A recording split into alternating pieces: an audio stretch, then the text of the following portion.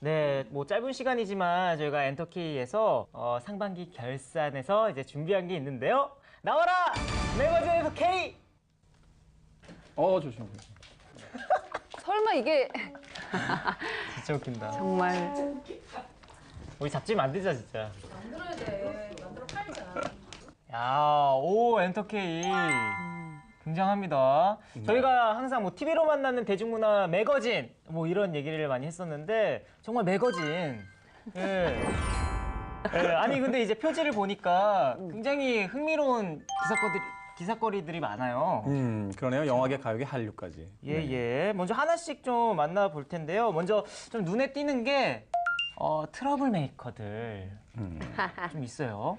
올해의 유행어죠. 어떤 사건들이 있었나요? 그 작년에 이제 이병헌 씨 문제가 올해까지 많이 이제 이슈가 됐었고요. 김현중 씨 전 여자친구도 이제 임신 관련해서 계속 보도가 되면서 많은 화제를 모았었죠. 그리고 무한도전 식스맨을 찍는 과정에서 장동민 씨의 옛날 이제 과거 발언들이 다시 화제를 모으면서 그 여성 혐오가 아니냐라는 이제 논란도 많았었고요. 그리고 이제 이 예원 씨랑 이태임 씨가 예. 이제 그 촬영 현장에서 살짝 트러블이 있었는데 그것이 영상으로 유출이 되면서 뭐 전 국민이 들썩이며 따지게 만들었던 사건이었죠. 무한도전의 그 식스맨도 굉장히 예. 그 선발이 되게 뜨거웠었어요. 그 가요 담당, 뭐 방송 담당 할 거 없이 굉장히 피곤했던 시기였어요. 이제 옛날 행적부터 시작해서 이후에 이제 행보까지 미리 예측을 하면서 진단을 내려요. 그래서 당시 총리보다 더 어렵다. 네, 사실 뭐 유재석 시절 윤호님이라고 해서 그쵸. 그 예수님과 부처님과 뭐 동급이다라는 우스갯소리가 있을 정도의 그런 어떤 어마어마한 그 이벤트 중에 이벤트였죠. 무한도전이라는 프로그램이 그 시청자들에게 보여준 태도 같은 것들이라고 생각해요. 왜냐하면 여러 가지 사건 사고가 있었을 때 바로 자신들의 잘못을 시인하고 또 거기에 대해서 어떤 대안들을 마련하고 또 그러면서 프로그램을 만들 때 시청자들의 의견을 아주 정성스럽게 물어서 거기에 대한 그 리액션으로서 방송을 만들어주고 그렇죠. 마치 내 말을 아주 잘 들어주고 또 나를 아주 예의 있게 다뤄주는 듯한 그 프로그램에 굉장히 열광할 수밖에 없었다는 거죠. 그런 면에서 그 프로에 누가 들어가느냐는 초유의 관심사가 될 수밖에 없었다는 생각이 듭니다. 근데 이제 가만 보니까 이 매거진 안에 영화계, 가요계, 한류라는 이게 스티커가 보입니다. 가장 들썩거렸던 가요계부터 한번 볼까요? 네. 그럴까요? 가요계는 제가 가까우니까 제가 한번 띄워볼게요. 빠밤. 대형 가수 컴백. 네. 올 상반기에 새로운 음악과 함께 돌아온 가수는 2월은 전설의 아이돌 신화, 3월엔 건강한 섹시미 미스 A와 차원이 다른 매력 엑소, 쟁쟁한 중견 가수들의 활약이 돋보인 4월을 지나 3년 만에 컴백 빅뱅, 부드러운 카리스마 보아, 신비로운 소년들 샤이니, 그리고 한류 요정 카라와 라이브의 제왕이 돌아왔던 5월. 마지막으로 6월 용호상박, 빅뱅과 엑소의 만남, 짐승돌, 2PM까지. 2015 상반기 가요계를 정리한다면 연이은 대여의 컴백, 한마디로 황금어장이었다. 야, 이 화면에 나왔던 가수들을 이제 저희가 달력으로 만들어 봤는데요. 2월에는 신화, 그리고 3월에는 미세이, 그리고 엑소가 컴백을 했습니다. 그리고 4월에는 큰 오빠들이 컴백을 했고요. 그리고 5월에는 한류 아이돌들이 다 컴백을 하면서 6월에는 완전 전쟁. 뭐 난리가 났네요. 그 어느 때보다도 굉장히 풍성한 그 6개월이 아니었나 하는 생각이 듭니다. 상반기죠. 일단은 그 빅3에 들어있는 그 아티스트들이 굉장히 많이 돌아왔어요. SM에서는 이제 샤이니와 보아, 그리고 JYP는 이제 미스 A와 박진영, 2PM, 그리고 YG는 빅뱅이 매달 신곡을 한 곡씩 발표하면서 4개월간에 걸쳐 이제 그 팬들을 굉장히 즐겁게 해주고 있습니다. 그 이렇게 이제 가수가 많았는데 각자 시상을 한번 해봐도 좋을 것 같아요. 좋습니다. 네. 예, 2015년 상반기에 이제 컴백한 가수들을 위해서 준비한 상들이 있습니다. 엔터케이 어워드! 자, 첫 번째 상은요. 바로 달걀 한판 상. 잔인하다 이거. 이게 상인가요? 누나 미안해요. 자, 15살에 데뷔를 해서요. 그 15년째 한류 스타로 굉장히 멋지게 살고 있는 보아 씨인데요. 이보다 멋진 서른은 없다. 그 의미에서 드리는 상입니다. 네. 이 보아 씨 같은 경우는 사실 노력하는 가수로 굉장히 많이 알려져 있잖아요. 왜 런닝머신에서 뛰면서 노래를 한다라고 해서 그 2시간짜리 공연을 할 때도 전혀 호흡이 흐트러지지 않는다. 그 어린 나이였지만 그 15년 동안 얼마나 열심히 가요계에서 그 노력을 했는지 알 수 있을 것 같고요. 저는 이런 상을 한번 골라봤습니다. 자꾸 돌아와서. 돌아오지 말라는 건가요? 뭐 그런 건 아니고 아마도 굉장히 반가움의 표현이 아닐까 하는 생각이 드는데 예. 매달 1일 이 5남자죠. 빅뱅이 그 한 곡씩의 음원을 발표하고 이제 4개월 후에 그 4곡의 음원을 모아서 한 장의 그 앨범으로 발표를 한다는 아주 기발한 발상이죠. 말하자면 팬들의 관심 오랫동안 몇 달 동안 이제 유지시킬 수 있는 마케팅적인 측면에서도 한 번쯤 이런 시도는 좀 공부해 볼 만하지 않나 하는 생각이 듭니다. 저는 사실 예? 이렇게 하면 싫어할 것 같은데 공로상으로 오. 저는 신화를 한번 뽑았어요. 그 사실 후배 가수들에게도 되게 큰 귀감이 되는 그룹이잖아요. 그리고 팬들한테도 그냥 아이돌 그룹이 10대 때 살짝 좋아하고 마는 게 아니라 평생 같이 갈 수 있다는 의미를 줬다는 점에서 굉장히 좋은 컴백이 아니었나 싶네요.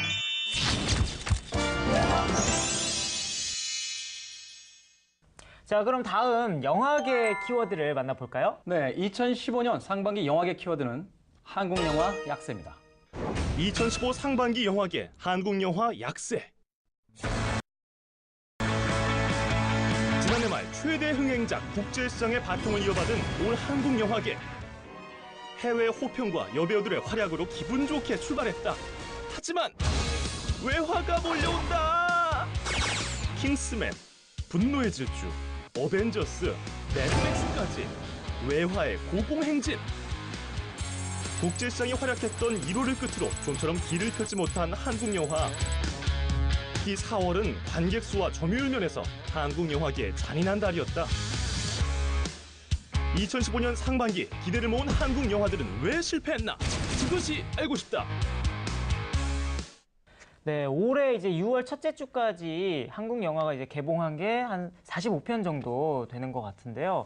성적이 어떤가요? 먼저 200만을 넘긴 영화가요 몇 편 되질 않아요. 우선 명탐정, 사라진 노베딸, 그리고 스물, 그리고 강남 1970, 악의 연대기 이렇게 단 4편뿐인데 이 중에서도 강남 1970은 사실 손익분기점을 넘기지 못했어요. 그리고 나머지 작품들도 간신히 손익분기점을 넘기긴 했지만 그게 큰 히트를 기록했다라고는 볼 수 없을 것 같아요. 예. 뭐 다른 이유가 있을까요, 기자님? 네, 저는 시스템적인 문제도 있지만 내용적으로도 그 작년에 국제시장이나 명량처럼 중장년층이 보는 영화들이 이제 히트를 치면서 젊은 층한테서는 조금 오히려 거리감을 만든 게 아닌가라는 생각도 들어요. 그래서 초반에 웃기고 후반부에 울린다 뭐 이런 공식들이 너무 이제 이렇게 장기화되면서 젊은 관객들한테는 조금 진부해 보일 수 있지 않았나. 상할 수도 있고. 네. 그럼에도 불구하고 이제 열심히 또 만들어주신 분들이 많잖아요. 그래서 저희가 이제 올 상반기 개봉한 영화 중에 10편을 좀 가져와 봤습니다. 이대로 묻히기엔 좀 아깝다는 영화들이 많잖아요. 네. 한번 쭉 볼까요? 이 중에서 딱 한 편씩만 요거 꼭 봐야 된다. 뭐 추천까지는 아닌데 예. 스물 같은 경우가 이제 그 아까 말씀드렸던 그런 진부한 전개라던가 뭐 이제 약간 정형화된 스토리에서는 조금 벗어나서 좀 다른 시도를 했던 게 아닌가. 저도 개인적으로 이 스물한 영화 굉장히 좋아하는 게요. 그 어느 시대나 그 시대의 청춘 영화라는 게 있거든요. 그리고 그 시대의 젊은이들을 아주 멋지게 표현해주는 영화들이 있어야 되는데 2015년에 등장한 그 청춘 영화 중에서는 이 스물한 영화가 굉장히 살아있는 어떤 그런 질감 같은 게 있어서 전 그 노래방에서 왜 이렇게 노래 부르는데 친구들 셋이서 왜 노래방에서 득음을 하고 난리야 이런 대사 같은 거 보면서 야 지금의 청춘들이 굉장히 즐겁구나 유쾌하구나 하는 생각을 했었고 그런 의미에서 본다면 저는 과거의 청춘들이 등장하는 세시봉이라는 작품 권해드리고 싶어요. 이 영화 굉장히 재미있고 또 아주 탁월한 면이 있습니다. 그런데 사실 관객들에게 그렇게 큰 사랑을 받지 못했거든요. 아무래도 영화가 그 굉장히 경쾌하게 흘러가는 앞부분과 조금은 이제 어른들의 이야기를 담고 있는 이제 뒷부분으로 두 개로 나눠져 있기 때문이 아닐까 하는 생각이 드는데 청춘의 리듬과 젊은이들의 리듬과 그 나이든 중년의 리듬은 좀 다르다는 거. 그런 면에서 본다면 영화를 만든 감독의 입장에서는 아주 적절한 선택을 한 건데 관객들 입장에서는 앞부분과 뒷부분이 좀 튄다 하는 느낌을 받았을 수 있겠죠. 네. 저는 사실 이 영화가 조금 아쉬웠던 외부 요인이 있었던 것 같아요. 네. 무한도전이 토토가를 바로 직전이었거든요. 그래서 90년대 음악이 우리 향수를 자극하는 마당에 CC봉은 조금 너무 늦었던 게 아닌가. 네, 개봉을 조금 더 당겼어야 되지 않았나? 이런 생각이 들더라고요. 사실 70년대 음악을 담고 있기 때문에. 네. 네. 직접 하나 또 골라보시죠. 저도요? 그럼요. 되게 부담스러운데요. 영화 많이 보시잖아요. 예, 근데 저는 여기서 이제 영화관에서 본 딱 영화는 20밖에 없어요. 너무 재밌게 보고 그 김우빈 씨의 되게 야한 대사가 있거든요. 그 많은 것 중에 야한 대사가 2차 성징이 얼마 안 지났기 때문에.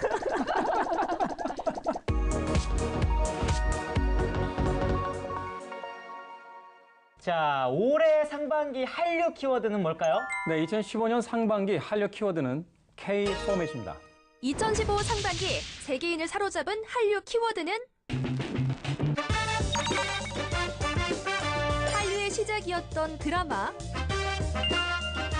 또 다른 한류 열풍의 주역 K-팝, K-드라마와 K-팝을 넘어 이제는 K-포맷이다.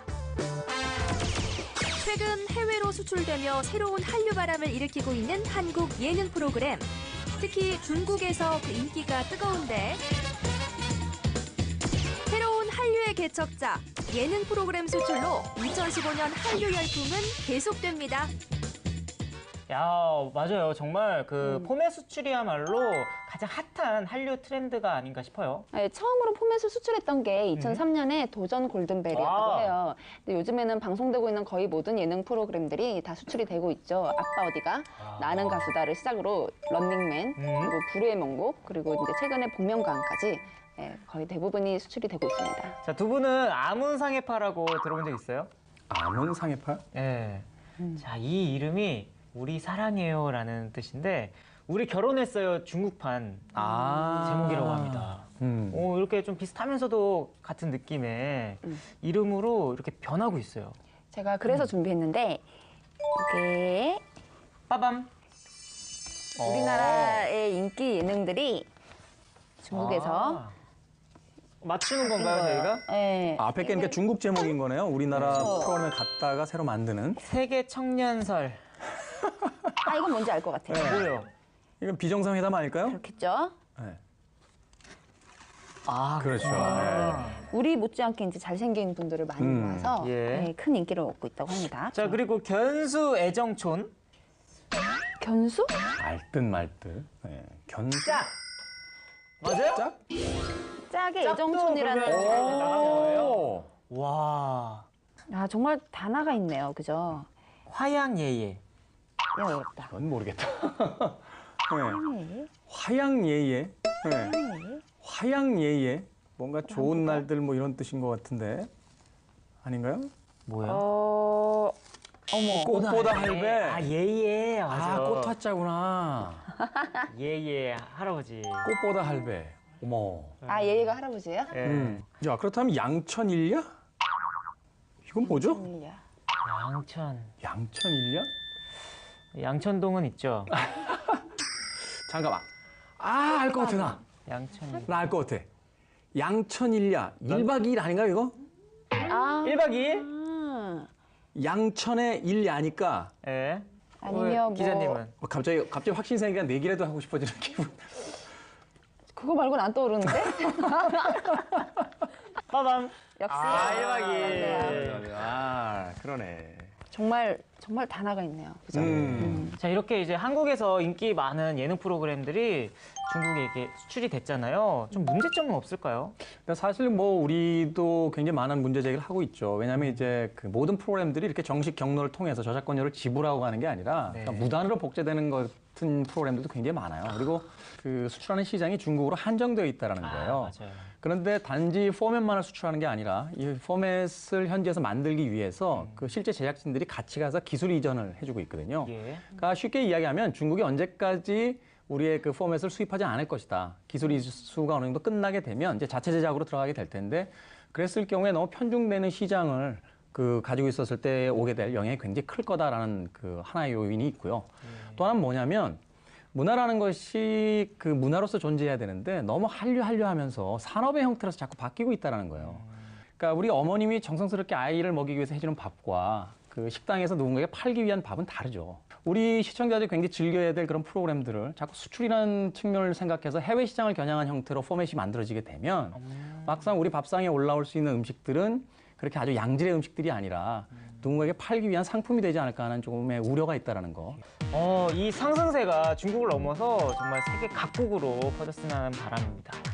자, 오늘 준비한 소식은 여기까지인데, 네. 야, 2015 그 상반기 결산 너무 알차게 우리 김태훈 씨랑 함께 했네요. 네. 뭐 상반기 결산을 나와서 했으니까 하반기에도 제가 나올 거라고 믿어주시면 좋겠습니다. 기다리겠습니다. 네, 프로그램이 그때까지 있어야 되는데 열심히 하도록 하겠습니다. 그럼 저희는 다음 이 시간에 네. 다시 뵐게요.